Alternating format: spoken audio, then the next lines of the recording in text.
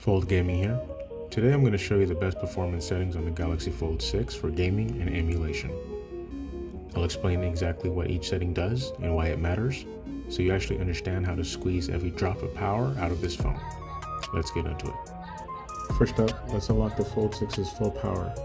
Go into Settings, Device Care, and scroll down to where it says Performance. Click on Performance Profile and change that to Standard, which is high performance. What this does is remove Samsung's limits on the CPU and GPU. Normally, your phone tries to balance speed with battery life, but for gaming and emulation, we don't care about saving a tiny bit of battery. We want maximum FPS.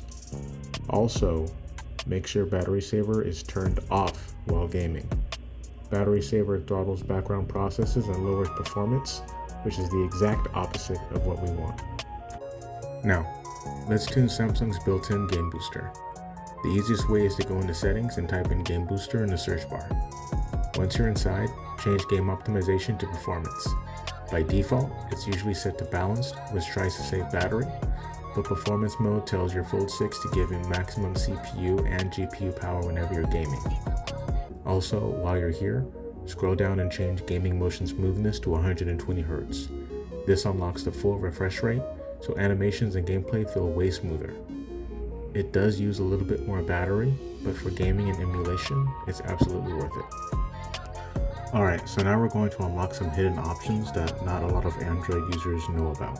Go into Settings, About Phone, Software Info, tap Build Number, where it says Build Number, tap that 7 times. What that does is it unlocks developer options. Inside developer options, these are the 3 settings that I recommend.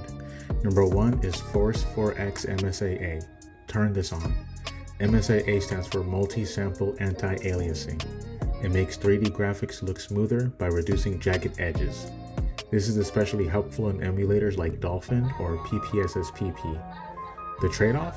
It uses more GPU power, so it drains battery faster. Great when plugged in or if you want max visuals. Second is where it says Disable HW Overlays. Go ahead and turn this on.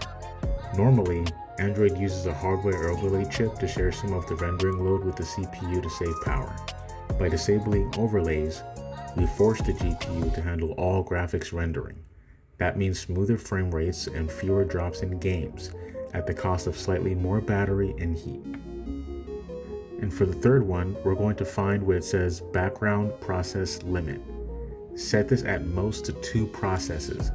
By default, Android keeps a bunch of apps alive in the background. That eats up the RAM.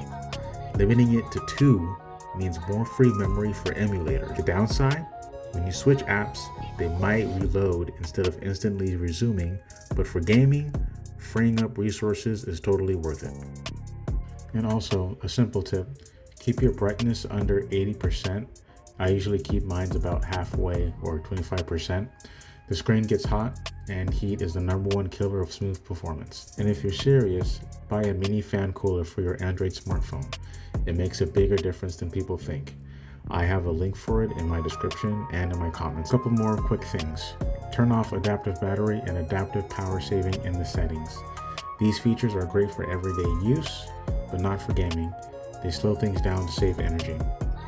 Also, keep your refresh rate at 120 Hz.